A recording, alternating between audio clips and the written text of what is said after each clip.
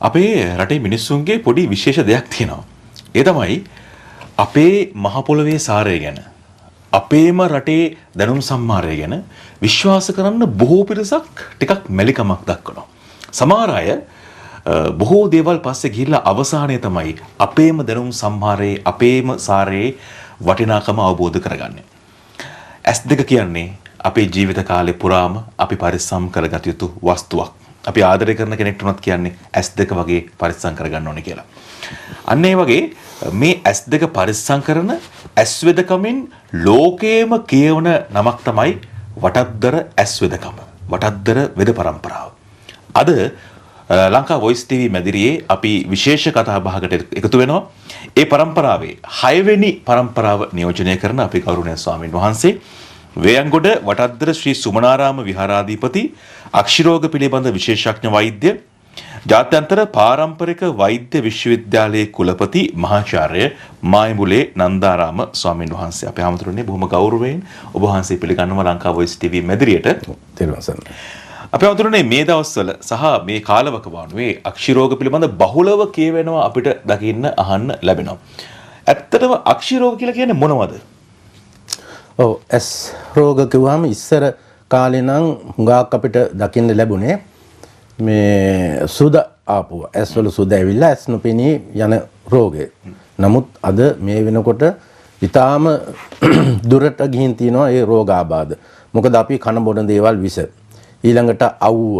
ඊළඟට අපි අපේ පරිස්සම අඩු වීම තුලින් නොඑක ආකාරයේ රෝගාබාධ ඇති වෙලා තියෙන ඇස් වලට. එහිදී ප්‍රධාන වශයෙන්ම විශාල වශයෙන්ම එන රෝගයක් තමයි ඇස්වල ස්නායු දුර්වලතාවය. ඇස්වලට ඇතිවෙන ස්නායු දුර්වලතාවය. ඒක සාමාන්‍යයෙන් වෛද්‍ය ක්‍රම වලට බටහිර වෛද්‍ය ක්‍රම වලට සනීප කරන්නත් නොහැකි රෝගයක්. ස්නායු මැරිලා, ස්නායු පිච්චිලා, කැපිලා, කෙටිලා. ඒවා සමහර විට ඔළුවේ හිසේ වැදිච්ච දෙයකින් වෙන්න පුළුවන්. එහෙම නැත්නම් හිස සම්බන්ධව මොනම හරි දෙයකින් ඇතිවෙන ආබාධ නිසා තමයි හුඟක් ස්නායු දුර්වලතාවය ඇති වෙන්නේ. ඊළඟට අවුවේ ඉන්නකොට, නිදි මරනකොට, ටීවී බලනකොට, නිතරම කම්පියුටර් වල රැකියාව කරනකොට, ඊළඟ ෆෝන් එකේ ඉන්නකොට මෙන්න මේ කියන කරුණු වලින් ඇස් රෝග වර්ධනය වෙන්නට ඉඩ තියෙනවා. හුඟක් දුරට එහෙම තමයි වෙන්නේ. ඉතින් අර ඒක තමයි ස්නායු දුර්වලතාවය ඇති වෙන රෝග. ඊළඟට ඇස් වල කඳුළු ගලනවා. දැන් සමහර අය ඉන්නවා සාමාන්‍යයෙන් හැම වෙලේම රෙදි කෑල්ලක් මෙහෙම තියාගෙන ඉන්නේ. ඒක ඒ ස්නායු කඳුළු නහරේ වැඩ කරන්නේ නැහැ. ඒක બ્લોක් වෙලා. උනාට පස්සේ නිතරම කඳුළු. සමහර අය ටික ටික එනවා පිහින. සමහර අයගේ සමහර දැකලා නැතුව ඇති අපි ළඟ ඉන්නවා හැම ලෙඩ ගණනාවක්. කොයි වෙලේත් කඳුළු වැටෙන ගමන් ඉන්නේ. බින්දුව වැටෙනවා. නිදාගත්ත කොට්ටි තෙත් වෙනවලු හැමදාම. ඒ වගේ රෝග. ඊළඟට කහන අය නිතරම ඇස් කහනවා. ඇස් රතු වෙනවා. හැමදාම ඇස් දෙක රතු වෙලා හැමෝම අහනවලු මොකද මේ ඇස් රතු වෙලා කියලා. අවුරුදු ගණන් අවුරුදු සමහරට 5 6 10 විතර වෙනකොලුත් ඕක තියෙන්න පුළුවන්. ඒ වගේ ඇස් රතු වෙනවා. සුද එනවා, රත එනවා, කහනවා, කබ කඳුළු ගලනවා. ඒ වගේ නොඑක ආකාර රෝග ඇස් වලට ආබාධ ඇති වෙනවා. ඊළඟට ඇස් වල උල්වාරම කියලා රෝගයක් තියෙනවා අපි සිංහල වෙදකමේදී. ඇස් බෝලේ එළියට එනවා. සමහර අය මෙහෙම ඇහැ වැහුවාම ඇහැ වහන්න බෑ බෝලේ එළියේ. එහෙම භාගය මෙහෙම කොහොම වැහුණා මෙතනින් එහාට තමයි බෝලේ තියෙන්නේ. ඒක හැමෝටම ටිකෙන් ටික දෙක වෙන්නේ. ටිකෙන් ටික එන්නේ. ටිකෙන් ටික වර්ධනය වෙලා එනවා. ඉතින් එහෙම රෝග ලක්ෂණ තියෙන අය ගොඩක් ඉන්නවා. ඊළඟට තව තියෙනවා ඇස් බෝලේ සම්පූර්ණයෙන්ම එළියට එන එක. මෙහෙම බලපුවම සාමාන්‍ය මෙච්චර විතර ප්‍රමාණයක් සෑහෙන බම් ගෙඩිය පිටින්ම එළියට එන. ඒ අය ඔබ වහන්සේකින් ප්‍රතිකාර ලබනවා. මම මේ කියපු සියලු රෝගීන් මගින් ප්‍රතිකාර ලබනවා. ඉතින් ඕන වගේ ඇස් රෝග කියන ඒවා ඉතින් ගොඩාක් තියෙනවා. ඒතර හැමතුරනේ දැන් අපි දකින දෙයක් තමයි ඔබ වහන්සේගෙන් ප්‍රතිකාර ලබා ගන්න එන බොහෝමයක් අය. යන්න තියෙන හැම තැනටම ගිහිල්ලා කරන්න පුළුවන් කැපිලි කෙටලි ඔක්කොම තමන්ගේ ඇස් වලට කරගෙන හැබැයි අන්තිමට කරගන්න දෙයක් නැති වෙලා ඉන්න තැනක ඔබ වහන්සේ මුණ ගැහෙන අය. වැඩිපුරම එහෙම පිරිස්. අපි ඒ අත්දැකීම ගැනත් කතා කරමු අපි හැමතුරනේ. ඇත්තටම මම දැන් වෙදකම් කරන්න පටන් ගන්න අවුරුදු 38ක් වෙනවා. ඒ කියන්නේ 40කට ආසන්නයි. 1987 අවුරුද්දේ ඉඳලා තමයි ප්‍රතිකාර ක්‍රම පටන් ගත්තේ. එතකොට ඒ ප්‍රතිකාරම ක්‍රම වලදී මා ළඟට එන රෝගීන් හුඟා දුරට එන්නේ හාමුදුරනේ ඇහැට බෙහෙත් ටිකක් දානවද කියලා අහගෙන තමයි එන්නේ. ඉතින් ඇහැට බෙහෙතක් දාන්න නැතු කොහොමද හැක් සනීප කරන්නේ? දැන් කකුලක තුවාලයක් හදුනොත් ඒ තුවාලෙට බෙහෙතක් දාන්න එපා. ඇහැට ලෙඩක් වුණා ඇහැට බෙහෙතක් දාන්න ඕනේ. ඒ කියන්නේ උන් මැලිකමක් දක්වනවා. මැලිකමක් දාන විතරක් නෙමෙයි බයයි. මේ ඇහැට බෙහෙත් ටිකක් දාන්න. දැන් ඉංග්‍රීසි වේදිකයෙන් මේ දුන්නත් බෙහෙතක් කරනකොට බෙහෙත් ටිකක් දානවා. අපි හිතමු ගලක් ඇවිල්ලා සෙල්ලම් කරන ළමයි බෝලයක් ඇවිල්ලා ඇහි වදිනවා විශාලසේ. වැදුණු ගමන් මේ ඇහැ පැහැවන්න පටන් ගන්නවා. ඉතින් ස්පිතාලෙකට ගියොත් ඒගොල්ලන්ගේ වරද නෙමෙයි ඒගොල්ලන් ක්‍රමයේ එකයි බෙහෙත් ටිකක් දානවා පහුවදා ටිකක් දානවා ඊට පස්සේ මේ ඔක්කොම පැහැවන්න පටන් ගන්නවා. පැහැවුවට පස්සේ වෙදකමේ අන්තිම කරලා බැරි වුණාට කියනවා වගේ ඔක්කොම පැහැවලා තියෙන්නේ මේ ඇස් බෝල් ගෙඩිය සම්පූර්ණයෙන්ම අයින් කරන්න ඕනේ කියනවා. කියලා බෝලෙ පිටින්ම අයින් කරනවා. අයින් කළා මේ ටික මහලා දානවා. ඇහැක් නැහැ. එතකොට දැන් මම ළඟට කොහොමද සතියකට එක්කෙනෙක් දෙන්නේ කරන් එනවා ඇස් බෝලේ අයින් කරන අය. සමහරට ස්පිරිතාලෙන්ම කියලා කොළඹ ඇතුළු මේ ලංකාවේ ඉන්නේ හැමගම ස්පිරිතාල වලින් අයින් කරන අය තමයි මගේ ළඟට අරන් එන්නේ. අරන් ආවට පස්සේ ටිකට් කපාන බලෙන් ටිකට් කපාන අරන් මම දැන් කියන්න හොඳ නැහැ ස්පිරිතාල. එක වෛද්‍යවරයෙක්ගෙන් අරන් ආවම පස්සේ ඒගොල්ලෝ ටික වෙදකම කරලා ඒගොල්ලෝ කවුද දැන් මෙයාගේ වේරන්න බෑ මෙයා වහාම ඇහැ පරිසම් කරගන්න නම් ඇහැ පරිසම් කරගන්න ඇහැ අයින් කරන්න ඕනේ හෙට අස්සම් කරලා අයින් කරන්න එන්න කියලා. ඊට පස්සේ ඒගොල්ලෝ හාමුදුරනමක් මාර්ගයෙන් මට කතා කරලා මං කොහොම නොක් කරන්න එපා මං ගාවට අරන් එන්න කියලා. ඊට පස්සේ පහුවදා කරන්න එන්න කිව්වම පස්සේ මේගොල්ලෝ ගිහිල්ලා වෛද්‍යවරයාට කියලා අපි ටික කපාන යන්න ආවේ කියලා. තමුසෙලට පිස්සුද කියලා ඇහුවලු. ඊට පස්සේ කොහොම නෑ වියංගොඩ හාමුදුරනමක් ඉන්නවා ඒ හාමුදුරෝ සනීප කළ දෙන්නම් කියලා තියෙනවා. ඔය ගොඩක් සනීප කළා තියෙනවා. ඊට පස්සේ කිව්වලු වියංගොඩ හාමුදුර කියන්නේ වටද්දර හාමුදුර කියලා කිලින්ම ඇහුවලු. ඒක ආයෙනම් අර යන්නකො බලන්න කියලා. එයා සනීපෙලා ડોක්ටර්ත් එලා කතාත් කරලා ආවිල්ලා කියලා මාත් එලා කතා කරලා ගිහින් පෙන්නනවා. ඒ වගේ සුව කර නොහැකි රෝගීන් තමයි අපිට ගොඩාක්ම ඉන්නේ ස්පිරිතාලෙන් බටහිර ක්‍රමයට සුව කරන්න අපහසු අය. ඊළඟට තමයි ප්‍රධානම කාරණාවක් තමයි දැන් තියෙනවා ඇස් වලට ඉන්ජෙක්ෂන් ගන්න එකක්. ඉන්ජෙක්ෂන් 6 7 10 12 ගහලා පේන්නේ නැතුනම් මල් ළඟට එනවා. ඊළඟට එනවා ඇස් වලට ලේසර් කිරණක් අල්ලලා. ලේසර් කරන්න ඕනේ කියලා දැන් ගාක් මේ ඇස් ලෙඩ හැදුනහම පස්සේ ලේසර් කිරණ අල්ලනවා. ඒක කිරණ ඇල්ලුවාම මේ ස්නායු ඔක්කොම පිච්චෙනවා. ඊට පස්සේ ටිකක් අපිට අර ලෙඩෙක් සනීප කරන්න පුළුවන් ප්‍රවණතාවය ටිකක් අඩු වෙනවා. 100% සනීප කිරීම අඩු වෙනවා. අර ඉන්ජෙක්ෂන් ගහපුවාම ලේසර් කරපුවාම මේ වගේ දේවල් වලින්. ඉතින් මම ඉල්ලීමක් කරනවා ඒ කිසි දෙයක් නොකර කාච දාන්න නැතුව ස්නායු දුර්වලතාවයයි ඕන දෙයක් ලෙඩ හැදුනහම කෙලින්ම මගේ ළඟට ආරන් ආවොත් දැන් අපි උදාහරණයක් විදිහට බෝලයක් වැදුලා ඇහැ පැහැවුවොත් ඒ ඕනම ලෙඩක් ඇස් වල ඇති වෙන රෝග මගේ ළඟට එකපාරට අරන් ආවොත් මම අනිවාර්යෙන් ප්‍රතිකර්ම කරලා සනීප කරනවා. මට හුඟක් මෙන්නේ අර වගේ තත්ත්වයක් උදා වෙලා ඔක්කොම කරන්න තියෙන දේවල් කරලා අපි දැනගෙන හිටියේ නෑ ආම්දිනේ කියලා තමයි යන්නේ. නමුත් ඉතින් ඒක ලෝකේ අපේ අවාසනාවක් කියලා මම සිහිපත් කරනවා. මොකද අපිට ලංකාවේ ඉන්න වෛද්‍යවරු පුදුමාකාර දක්ෂ වෛද්‍යවරු ප්‍රමාණයක් කියලා මම ඇස් දෙකම පිළිබඳව මම ප්‍රධානියා. ඒ විතර නෙමෙයි අපිට අතක් පයක් කැඩුනහම වෙන රෝග ස්නායු ආබාධ ඔළුවේ ඒවා කනේ කටේ ඒවා එයාගේ ඇඟේ ශරීරයේ පුරාම දුවන නොයෙක් රෝග සුව කරන්න ඇත්තටම අද හොඳ වෛද්‍ය කණ්ඩායමක් මේ ලංකාව පුරා බිහිලා ඉන්නවා. ඒගොල්ලන්ට නිසි තැන කවදාවත් ලැබුණේ නැහැ. උදාහරණයක් ඇටියට කියනවා කොරෝනා. ඇති වෙච්ච වෙලාවේ අපේ ලංකාවේ වෛද්‍යවරු නොයෙක් ආකාරයේ ඖෂධ නිපදෙව්වා. මමත් හැදුවා. හදලා ඒකට වෛද්‍ය ඇමතිවරයාට අපි බාර දුන්නා. මේ මම හිතන්නේ මම බාර දෙනකොට 30 ගාණක් හාමුදුරනේ දැන් ලැබිලා තියෙනවා වෛද්‍යවරුන්ගෙන් කියලා. ඊට පස්සේ කොහොම හරි 100ට වැඩි පැන්නා. ඇත්තනම මම මේ ප්‍රදේශයේ වේයන්ගොඩ ප්‍රදේශයේ ආයතන මේ හැම දැනටම මම තමයි දුන්නේ කොරෝනා බෙහෙත. ඒ වගේ උගාක් වෛද්‍යවරු දක්ෂ විදිහට හැදුවා. නමුත් අපිට ඒකට ඉඩ දුන්නේ නැහැ. කිසිම රජයකින් ඉඩ දුන්නේ නැහැ. එහෙනම් මේ රට බබලවන්න පුළුවන් මේ වගේ හොඳ වෛද්‍ය කණ්ඩායම් වලට විස්තර තැනක් දීලා කරනවා නම් ඒ වගේ මම කිව්වේ හැම අංශයකම වැඩ කරන්න පුළුවන් හොඳ දක්ෂ වෛද්‍යවරු ප්‍රමාණය ලංකාවේ ඉන්නවා. මේවා ලෝක අපරාධ හැටියට මම සිහිපත් කරනවා. මේ වෛද්‍යවරු ටික නගා හිටව ගත්තා නම් අපිට මේ දැන් ඔය ඩොලර් ප්‍රශ්න විසඳ ගන්න. ඇත්තටම ලොකු හැකියාවක් තියෙනවා මේ වෛද්‍යවරුන්ට තැන දුන්නා නම්. දැන් උදාහරණයක් ලෙස මම ළඟට දැන් ඉනවා විදේශගත ගොඩාක් රෝගීන්. වැඩිපුරම ඉන්නේ බංග්ලාදේශයයි ඕස්ට්‍රේලියාවයි මේ ජර්මනියයි. මෙන්න මේ කියන රටවල් තුලින් තමයි ගොඩක්ම වැඩිපුර එන්නේ. ඉතින් ඒ හාමුදුරුවෝ තේනවා ප්‍රතිකාර ලබා ගැනීම වෙනුවෙන් නොඋනේ. වෙනුවෙන් වෙනවා. ඉතින් ඒ එන්නේ හුඟාක්ම පේන්නේ නැති අය. මම දැන් මගේ ළඟට එක්කන් ආපු අයට කිව්වා මට පුළුවන් නම් චුට්ටක් හරි පෙනුමක් තියෙන අයව අරන් එන්න අපේ ලංකාවේ වෙදකම පිළිබඳව ලෝකයට පෙන්වන්න පුළුවන්. ඒක නිසා එහෙම අරන් එන්න පුළුවන් නම් හොඳයි. මේ පේන්නෙම නැතිව අරන් ආවම අපිට බොහොම කාලයක් යනවා චුට්ට ස්නායු ප්‍රාණවත් කරගන්න එක. නමුත් අපිට ඇස් රෝග ඇති වෙනකොට ඉතින් මේ ලංකාවේවත් එන්නේ නැතුව විදේශගත වලින් ඒගොල්ලෝ දන්නේ නැහැ. අමාරු වෙන පස්ස තමයි හොයලා මාව හොයාගෙන එන්නේ. ඉතින් ඕක අපේ අවාසනාවක් මේ සිංහලයාගේ. ඉතින් ඒ හින්දා අපිට අපේ දැනුමෙන් නියම ප්‍රයෝජනයක් ගන්න පුළුවන්කම තියෙනවනම් කොච්චරනම් වාසනාවක්ද. දැන් මම ඊටාම දුක් විඳින හාමුදුරුවෝ පාන්දර නැගිටින්නේ හවස් වෙනකන් බෙහෙත් දෙනවා. දවසකට 200ක් විතර බෙහෙත් ගන්න දෙනවා. එහෙම බෙහෙත් කරලා මම ඉරිදා විතර නිමාඩුවක් ගන්න. දායක ගමේ පිරිස දන්නවා මගේ රාජකාරිය පිළිබඳව. ඒ නිසා මම ඉතින් ඒ වගේ හුඟක් අමාරුවෙන් දුක් මහන්සි වෙලා අවිවේකීව තමයි මේ රාජකාරිය කරන්නේ මේ අනුන් වෙනුවෙන්. S2 කියන එකේ වටිනාකම ඔබතුමා දන්නවනේ. ඒ වගේ ඒක නිසා S2 සනීප කිරීම වෙනුවෙන් තමයි මම මගේ ජීවිතේම කැප කරලා තියෙන්නේ. අපේම දේවල්, අපේම දැනුම, අපේම සාරයන්, අපේම ඖෂධවලට නිසි වටිනාකමක් පත්වෙන කුමන හෝ රජයකින්, කුමන හෝ බලධාරියෙක් නිලධාරියෙක් ලබා දෙනවා නම් උන්වහන්සේ ප්‍රකාශ කරන විදිහට අපිට පිටරටින් සල්ලි හොයන්නත් පුළුවන්. මිනිස්සු සූපත් කරන්නත් පුළුවන්. අපේ රටේ මිනිස්සු ටිකට සූපත්භාවය ලබා දෙන්නත් පුළුවන්. නමුත් යම් තැනක අපේ රටේ බොහෝ මිනිස්සු වරද්දගෙන තිබෙන නිසා මේ සාරගර්භ දැනුමට වටිනාකමක් එකතු කරන්න අපිට නොහැකියාවක් වෙලා තියෙන එක බාධාවක් බවට පත් වෙලා තියෙනවා.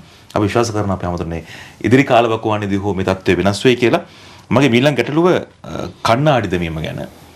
බොහෝ දෙනෙක් කුඩා අවදී ඉඳලම කණ්ණාඩි දාන්න පටන් ගන්නවා. හැබැයි මේ தත්ත්වය ටිකෙන් ටික ඉදිරියට යනකොට ඒක ගැටලුකාරී තත්ත්වයක් මතු කරන අවස්ථා අපි දැකලා තියෙනවා. අපි ගැන කතා කරමු. මේ හුඟක්ම කණ්ණාඩිය භාවිතය හොඳ නැත්තේ කුඩා අවදියේ. දැන් අපි පොඩි ළමයි මම එකක් කියලා මින්නම් මේකට ප්‍රධානම හේතුව තමයි අද ගෙදර ඉන්න අම්මා පොඩි දරුවා කෑකෝ ගහනවා දඟලනවා කියලා එයාට උයන්න පියන්න ඕනේ. එයා මොකද කරන්නේ? ෆෝන් එක මොනවා හරි දාලා දීලා ඒ ළමයාට දීලා එයාගේ රාජකාරිය එයා කරනවා. ළමයා ෆෝන් එකේ. එතකොට පැය ගණන් ඕකේ. ඊට පස්සේ නිින්දට ගියාමත් ඕක ඉල්ලනවා. ඒක නැතුව මොනවක් කරන්න බෑ. මේක තමයි වරද්දගත්තු පළවෙනි එක. එතකොට අම්මලා තාත්තලා දරුවෙකුට ආදරය තියෙනවා නම් කවමදාවත් ෆෝන් පාවිච්චි දෙන්න එපා කියලා මං ඉල්ලීමක් කරනවා දරුවන්ට.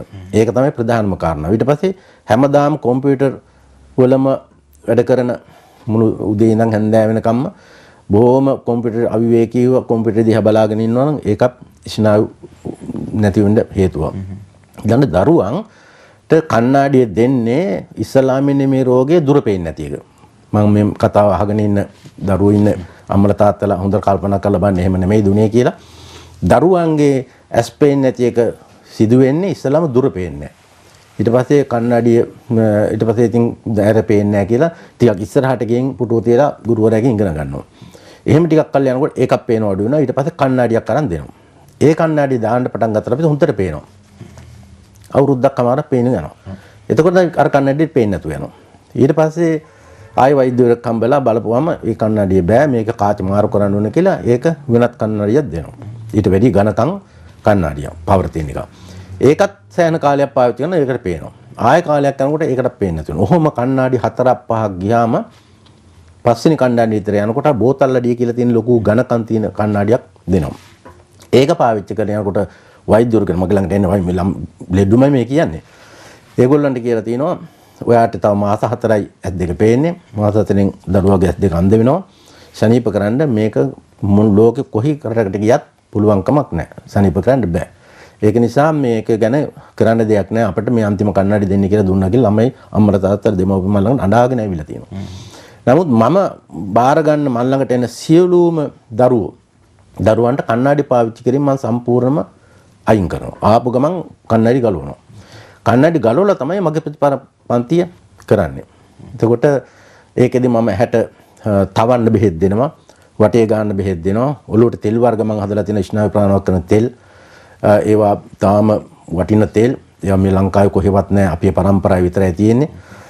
කොණ්ඩේ යනවට කොණ්ඩේ පැහැෙනවට ස්නායු ප්‍රාණවත් කරන්න ඇස් දියුණු වෙන්න ඔය හැම දෙයකටම නිවැරදිව සිදු කරන ලබන මේ තෙල් වර්ග තියෙනවා.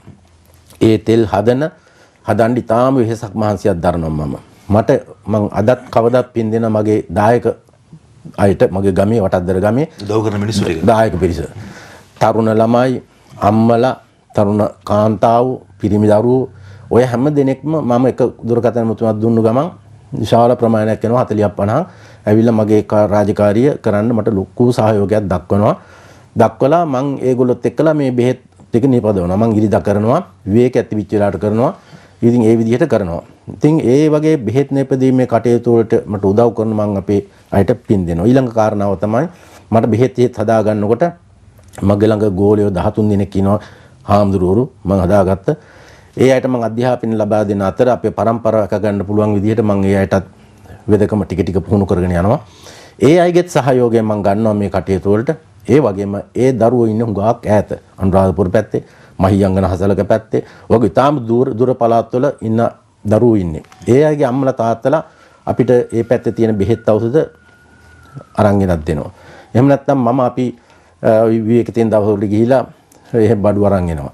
ඉතින් ඒ විදිහට හුඟක් වැඩ කරනවා. මගේ ළඟ ගෝලියෝ වැඩ කරන අයත් 7-8 දෙනෙක් ඉන්නවා හැමදාම. ඉතින් ඒ වගේ හුඟක් දුක් මහන්සි වෙලා තමයි බෙහෙත් ඖෂධ නිපදවන්නේ. ඉතින් මම අපි කතා කරපු දේ මේ තරුණ දරුවන්ට ඇති වෙන රෝගාබාධය කන්නඩි පාවිච්චි කිරීම. ඒ හින්දා ඒ කන්නාඩි දාන එක ප්‍රතිකර්මයක් නෙමෙයි. දැන් අපි සාමාන්‍යයෙන් කරනකොට තරුණ අවුරුදු 40 50 පෙන්නට පස්සේ කන්නාඩි දාන එක වෙනයි. ඒකත් අපිට අඩු කරන්න පුළුවන්. ඒක නෙමෙයි මේ ප්‍රධානම කාරණාව. පොඩි දරුවෝ අවුරුදු 10 15 වෙනකොට අවුරුදු සමහරට අවුරුදු 4 5 ළමයි කන්නාඩි දානවා. එහෙම දරුවෝ මං කන්නාඩි අයින් කළා ජීවිතේම කන්නාඩි දාන්න නැතුව ප්‍රතිකර්ම කරලා සුවපත් භාවයට පත් කරන්න අපි ළඟ අවශ්‍ය කරන බෙහෙත් හේත් තියෙනවා. හමුදුරනේ දැන් මේ බලන් ඉන්න කෙනෙක් තාමත් ප්‍රමාද නැති කෙනෙක්. ඔය ලෝකෙත් නැති බෙහෙත් හේත් ඇහැට දාගෙන අසරණ තත්ත්වයටපත් නොවුන කෙනෙක් මේ අපේ වැඩසටහන බලන් ඉන්නවා නම් අපි එයාට කිමු කොහොමද මේ ප්‍රතිකාර සඳහා යොමු වෙන්න වහන් සම්බන්ධ කරගන්නේ ඒ වාසනාව ඒ අවස්ථාව ලබා ගන්න ආකාරය ගැන අපි දැනුවත් කරමු.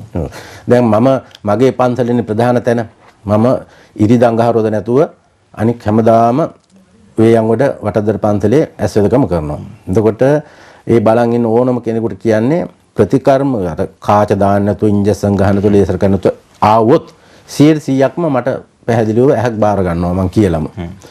එතකොට ඒ අය ඒවා නොකර එනවා නම් ඔබේ වාසනාවක් කියලා මං මේ බලන් ඉන්න කට්ටියට අහගෙන ඉන්නට කියන්නේ ඒ ඕනම දෙයකදී අපි පාර අනිත් එක මේ මගේ ප්‍රතිකාරවලදී පාරක් දෙකක් කරනකොට මං උර ගන්නවා. ආයේ මාස ගණන් අවුරුදු ගණන් යන්නේ නැහැ. එහෙමයි ඉන්නවා හුඟක් දුර්වල අය. නමුත් ඕනම කෙනෙක් එකපාර බෙහෙත් කරලා සති දෙකකට බෙහෙත් දෙන්නේ සුමාන දෙකෙන් ආපු ගමන් කියන්නේ අපි හඳුන්නේ මං ආපු ගමන් අහනවා බෙහෙත් ටික හරියට කෙරුවද. දැන් මොකද තත් හඳුන්නේ ඉස්සර ෆෝන් එක අපේන්නේ දැන් ෆෝන් එක අපේන්න පටන් ගත්ත පළවෙනි සැරෙන් කියලා. ඒවා ඔහෙලා බලන්න. අන්න එහෙම තත්ත්වයක ආවොත් මට පුළුවන් ඉක්මනින්ම ප්‍රතිකාරම කරලා මේ සුව කරන්න. මගේ ළඟ ඉන්නේ 70%ක් මින්නේ 70ක් 75ක් ඉන්නේ අර වගේ කාච දාලා ඉන්ජෙක්ෂන් ගාලා ලේසර් කරලා පේන්නෙම නැති අතින් අල්ලන් එන්නේ ඔක්කොම ටික.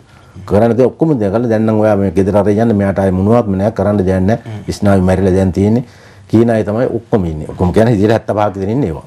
නමුත් දැන් ඊයටම මම ප්‍රතිකර්ම කරලා චූට්ටක් හරි චාය උපතින් ආපුව ඇස්සනීප කරන්න බෑ. ඒක විශේෂයෙන් මතක තියාගන්න ඕනම කෙනේ. මම ගිහිල්ලා සාමාන්‍ය කාල සීමාවක් ගිහිල්ලා ඇස් ලෙඩ මොනවා හරි හැදිලා ආවොත් මම ඒකට ප්‍රතිකාරකම කරනවා. මට තියෙන ප්‍රශ්නේ අර වගේ දේවල් කරපු අය තමයි වැඩිපුර මෙන්නේ. නමුත් මම ඒ අය බාර ගන්නවා. මොකද බාරගන්නේ මම දන්නවා ඒකට ප්‍රතිකර්මයක් මේ ලෝකේ කොයි රටකට ගෙනිච්චත් කරන්න බෑ කියලා. ඒ නිසා අර කපපු කොටපු අයත් මම වාරගෙන මට ශක්ති ප්‍රමාණය හැටියට යම් සහනයක් අරන් දෙනවා. ඒගොල්ලෝ කියනවා මට අපිට ඡායාව આવොත් ඇති හාමුදුරනේ යන්න දෙන්න පුළුවන් විදිහට. මේ තත්ත්වය මම කොහොම හරි පත් කරනවා. හැබැයි හැමෝම මේ 80ක් 90ක් සනීප. සමහර අය ඉන්නවා මොන්නම දෙයින්වත් සනීප කරන්න බෑ. මම සමහර අයට ආවහම එහෙම කරලා ආපුවා මම පරීක්ෂා කරලා බලලා මම කියනවා කලාතුරකින් කෙනෙකුට මෙයාට නම් මට ප්‍රතිකර්ම කරලා ගන්න බෑ. ඒක නිසා තේරුමක් නැහැ. නිකන් ඈතින් නම් එන්නේ වහන්සි වෙලා වීදම් කරලා කරන එකක් තේරුමක් නැහැ. අඬලා කියනවා කමන්නේ හාමුදුරනේ අපිට පාරක් දෙකක් හරි කරලා චුට්ටක් හරි ගන්න පුළුවන්ද කියලා උත්සාහ කරලා බලන්න කියලා එහෙම කියනවා අඬලා. ඉතින් ඕකයි ඇත්ත තත්ත්වයේ මේ සමාජයේ ඇස්වැදගුම් පිළිබඳව. ඔව් ඇස්වැදකමේ ලංකාවේ මූලස්ථානය විදිහට අපිට හඳුන්වන්න පුළුවන් මේ වටද්දර ඇස්වැදකම. ඉතින් උන්වහන්සේ වේයන්ගොඩ වටද්දර ශ්‍රී සුමනාරාම විහාරස්ථානයේ මේ ඇස්වැදකම කරන වගේම අමුතුරනේ මොන වගේ ස්ථානවලදීද ඔබ වහන්සේව මුණ ගැහෙන්න මේ ප්‍රතිකාර බලන්න. මම ඉරිදා අඟහරුවාද නැහැ කියලා කිව්වනේ. ඉරිදා මං වහන දවස. අඟහරුවාදා පළමු කොටම දැන් අවුරුදු 12ක විතර ඉඳලා නුවරඑළියේ ප්‍රතිකාර කරනවා. ඒ අඟහරුවාදාට කරන්නේ ඉස්සර හැම අඟහරුවාදම කෙරුවා. නුවරඑළියේ බදුළු පාරේ මාගත්තොට සේනානන්දාරාම කියන විහාරස්ථානය පාරේ ලොකු ලයිට් බෝඩ් එකක් දාලා තියෙනවා. ගෙගිරිවයි එක්කලමයි තියෙන්නේ. එතන මම ප්‍රතිකර්ම කරන එක අඟහරුවාදාව. අනිත් අඟහරුවාදා මේ මෑතකදී දැන් මාස දෙකක විතර කාලෙකදී ලුණුගම්වෙහෙර කතරගම. ඒ ප්‍රදේශයේ විශාල සෙනගක් වා දුප්පත් අය, අවුසැර වගා කරන අය, අවුවේ ඉඳලා බෙහෙත් ගහලා ඒවයි විෂ ඇවිල්ලා ඒ නිසා හිතන්න නැති ප්‍රමාණයක් එනවා ඇස්වැදකම් කරගන්න ලුණුගම්වෙහෙර පොලිසිය ඉස්සරහා ලුණුගම්වෙහෙර පොලිසිය ඉස්සරහා රජමහා විහාරස්ථානයේ.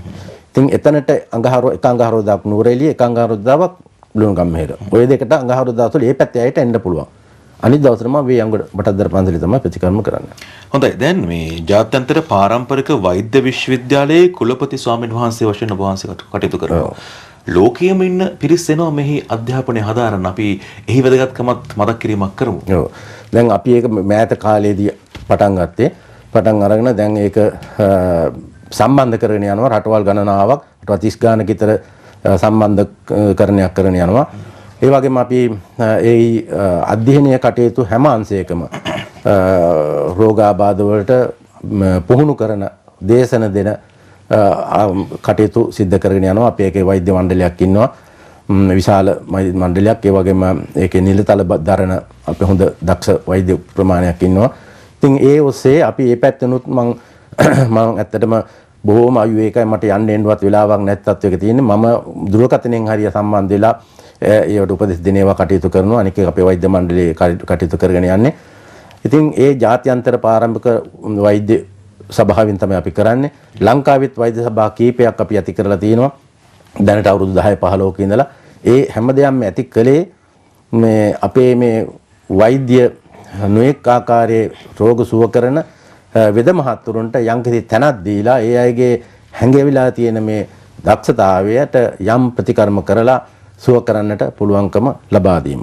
ඔබ වහන්සේ කොයිතරම් පිරිසකට මේ වෙනකොට මම කියන්නේ දත්ත වාර්තා තියෙන ප්‍රමාණය අනුව කොයිතරම් පිරිසකට සුවපත්භාවය ලබා දීලා තියෙනවද? 1,16,000 ගාණක් දැන් මේ වෙනකොට මගේ ලේඛනගත කරලා තියෙනවා. 1,16,000 ගාණක්. ඒවා සියලු පොත්පත් මම සුරක්ෂිත කරලා මගේ පන්සලේම තියලා තියෙනවා. රටවල් කීයකටද ගිහිල්ලා රටවල් 18ක් 20ක් කිට්ටු වෙන්න ගිහිල්ලා තියෙනවා. ඒ ගිහින් ඒ රටේ ගිහින් යම් ප්‍රතිකාර කෙරුවා කීපයක් හැම රටකම ගියා. මම ඉතින් සති දෙකක් ගියොත් පොඩ්ඩක් ඇවිදින එකක් චුට්ටක් කරලා අමතරව දින ටිකක් දාගෙන ප්‍රදේශයේ නේන කට්ටියට ප්‍රතිකාර කරලා ඉතින් ඒ හුඟක් මේ රටවල් වලත් මගේ ප්‍රසිද්ධිය ලබාගෙන තියෙනවා. හොඳයි. අපිත් ඔබ වහන්සේට දීර්ඝාෂ ප්‍රාර්ථනා කරනවා මේ සිදු කරන සමාජ මෙහෙවර වෙනුවෙන්. වේයන්ගොඩ වටද්දර ශ්‍රී සුමනාරාම විහාරාධිපති අක්ෂරෝග පිළිබඳ විශේෂඥ වෛද්‍ය ජාත්‍යන්තර පාරම්පරික වෛද්‍ය විශ්වවිද්‍යාලයේ කුලපති මහාචාර්ය මායිමුලේ නන්දාරාම ස්වාමීන් වහන්සේ එක්කයි. එහෙම නැත්නම් අපි ආදරයට කියන්නේ වටද්දර හාමුදුරුවෝ කියලා. ඉතින් උන්වහන්සේගේ මේ සේවාව ගැනයි අපි කතා බහ කරේ. ලංකා වොයිස් TV මැදිරියට වැඩම කරලා මේ සිදු කරන කතා බහ ගැනත් ඔබ වහන්සේගෙන් යම් අදහසක් දැනගන්න කැමතියි. ඔව් ඇත්තටම ඉතින් මට අපේ දායක මහත්තුරුම තමයි මේ කටයුතු මට සම්බන්ධ කරවලා දුන්නේ. චුට්ටක් විවේකයක් තියෙන වෙලාවක වැඩම කරවලා අපිට මේකට සම්බන්ධ වෙන්න කියලා. ඉතින් ඔබතුමාලට පින් සිද්ධ වෙනවා මේ කරන දැන් වොයිස් TV වැඩසටහන තුලින් අපේ ලංකාවේ ඉන්න දුප්පත් ඒ වගේම අසරණ වෙච්ච රෝගීන්ට යම්කිසි ආකාරයක සහනයක් ලබා දෙන්නට උපකාර කිරීම ඔබතුමාලටත් ලොකු පිනක් කියලා මම සඳහන් කරනවා. හොඳයි. බොහොම නමස්කාර පූර්වක ස්තුතිය ප්‍රදාන කරන ඔබ වහන්සේට. ඔබත් ඔබේ ඇස් දෙක පරිස්සම් කරගන්න. පරක්කු නොවි ඒ වෙනුවෙන් ක්‍රියාමාර්ග ගන්න. අපි ආරාධනා කරනවා. ස්තුතියි.